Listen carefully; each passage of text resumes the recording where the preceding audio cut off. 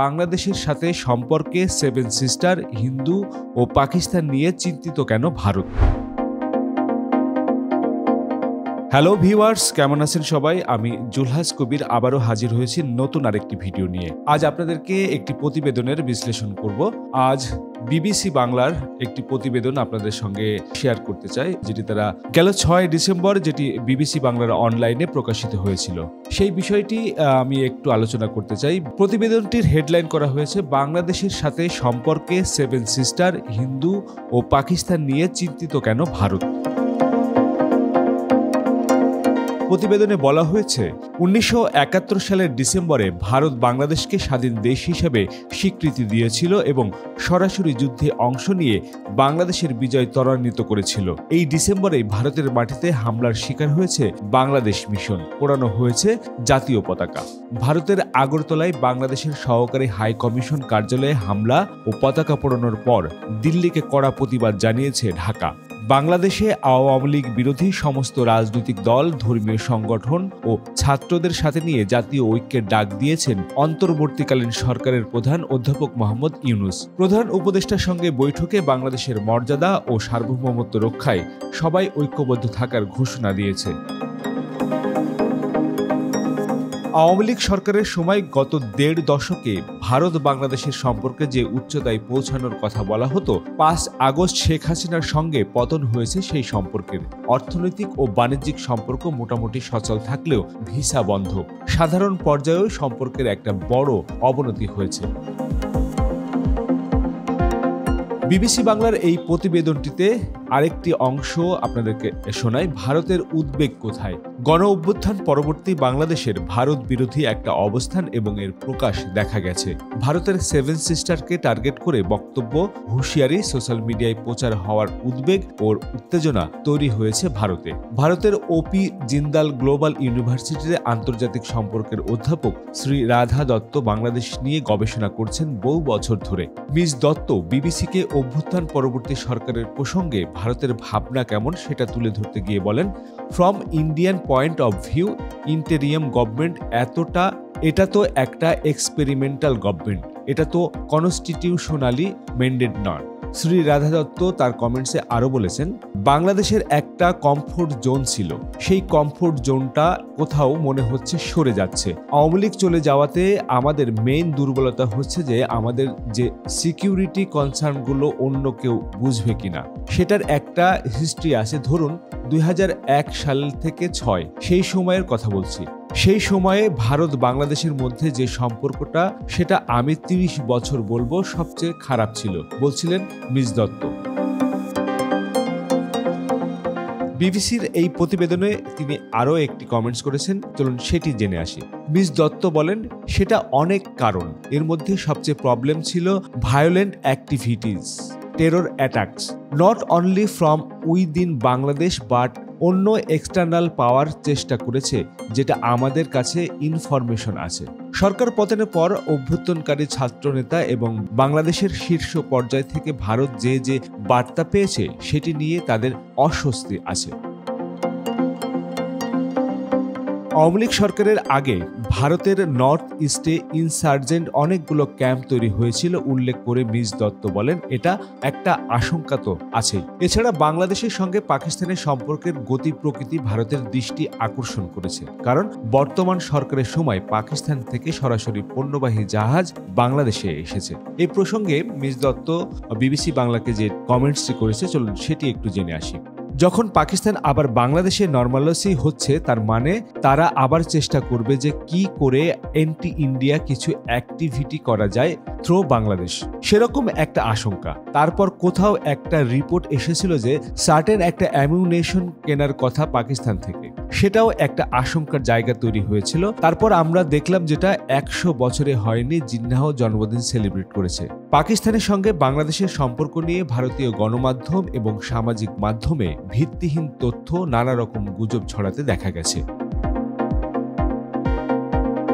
বাংলাদেশে অভ্যুত্থানের পর থেকে ভারতীয় গণমাধ্যমে এবং সামাজিক যোগাযোগ মাধ্যমে সংখ্যালঘু এবং হিন্দুদের উপর হামলা এবং অত্যাচারের নানা রকম তথ্য, অপতথ্য এবং গুজব ব্যাপকভাবে প্রচার হতে দেখা গেছে।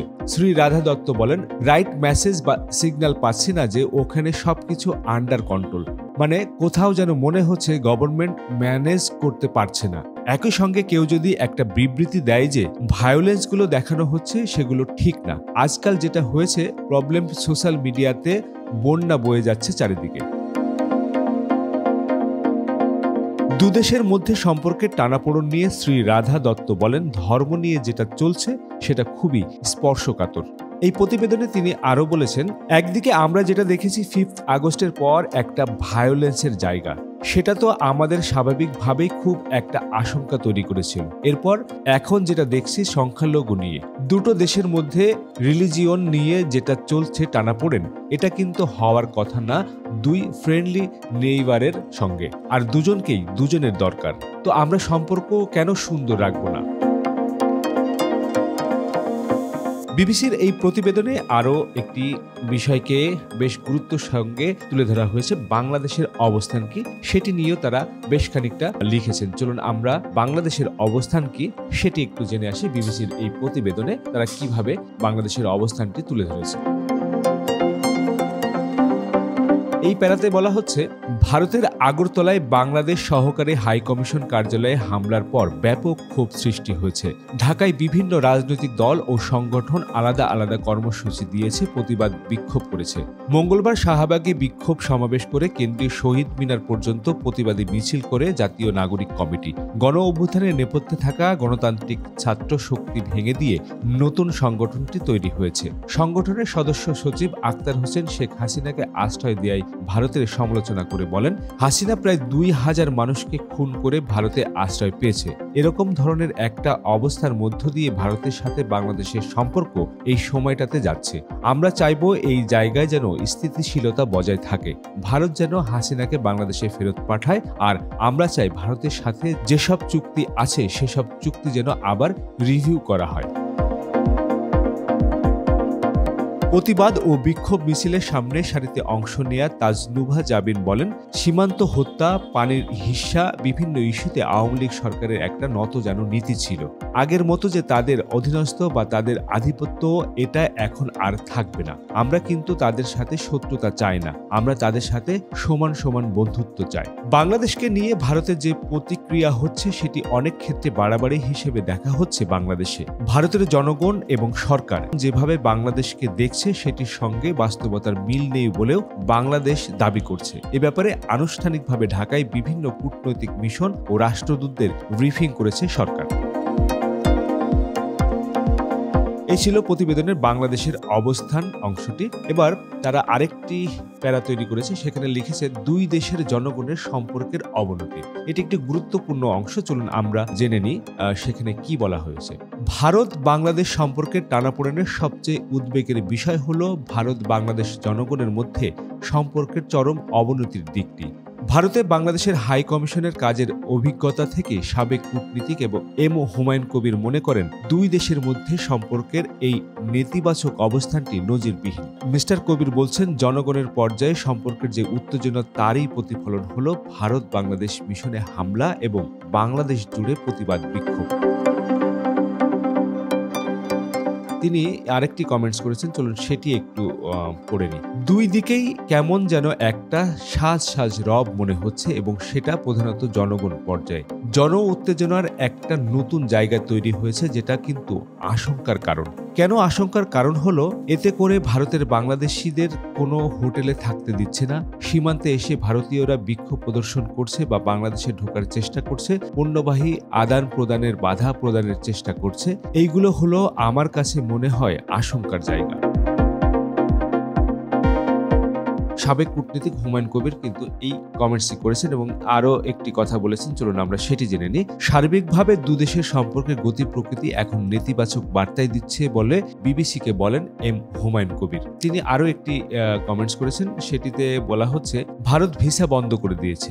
এর মধ্য দিয়ে সাধারণ মানুষের কাছে মেসেজ যেটা, যে ভারত আমরা বর্তমান বাস্তবতার সাথে সহযোগী হতে রাজি নই। মেসেজটা এখন নেতিবাচক রয়ে গেছে ভিসা না দেওয়ার কারণে। অন্য সার্ভিসগুলো হচ্ছে না, সেগুলো নেতিবাচক বার্তা দিচ্ছে।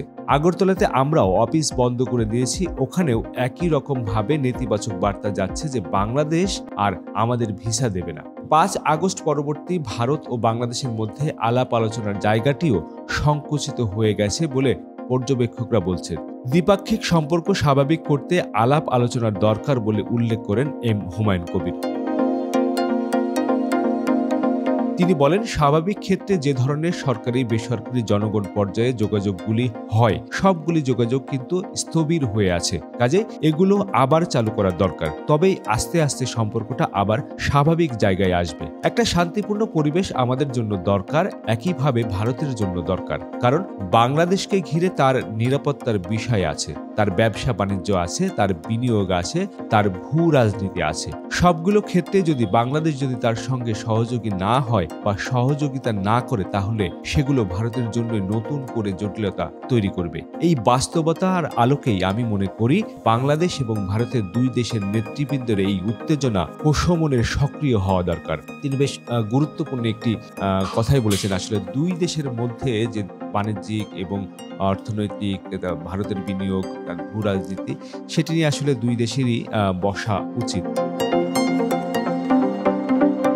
এ বিষয়ে আরও কিছু লিখেছেন বিবিসি, চলুন আমরা সেটুকু পড়ে নিই। দুদেশের মধ্যে আলাপ আলোচনায় ঘাটতি এবং পতাকার অবমাননা প্রসঙ্গে ভারতের বিশ্লেষক শ্রী রাধা দত্ত বলেন, দুই দেশের সরকার এটা সাপোর্ট দেয় না। দেখুন, সব দেশেই কিছু দুষ্কৃতিকারী থাকে, তারা ন্যারেটিভটাকে অন্যদিকে নিয়ে যায় এবং পুরো জিনিসটাকে কি রকম একটা ঘোলাটে করে দেয়।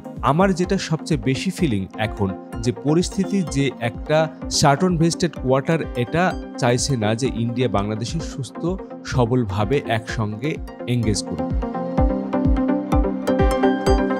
আগরতলা হামলার পর বাংলাদেশের পররাষ্ট্র মন্ত্রণালয় ভারতীয় হাই কমিশনারকে তলব করে প্রতিবাদ করে। সেখানে বাংলাদেশের গণমাধ্যমকে প্রণয় ভার্মা বলেন, ভারত ও বাংলাদেশের সহযোগিতার অনেক ক্ষেত্র রয়েছে, আমাদের সম্পর্ক ব্যাপক ও বহুমুখী, এটি একটি বিষয়ের মধ্যে সীমাবদ্ধ নয়। দুই দেশের মধ্যে অনেক আন্তঃনির্ভরতা রয়েছে উল্লেখ করে তিনি আরও বলেন, আমরা এই নির্ভরতাগুলোকে পারস্পরিক কল্যাণের ভিত্তিতে এগিয়ে নিতে চাই।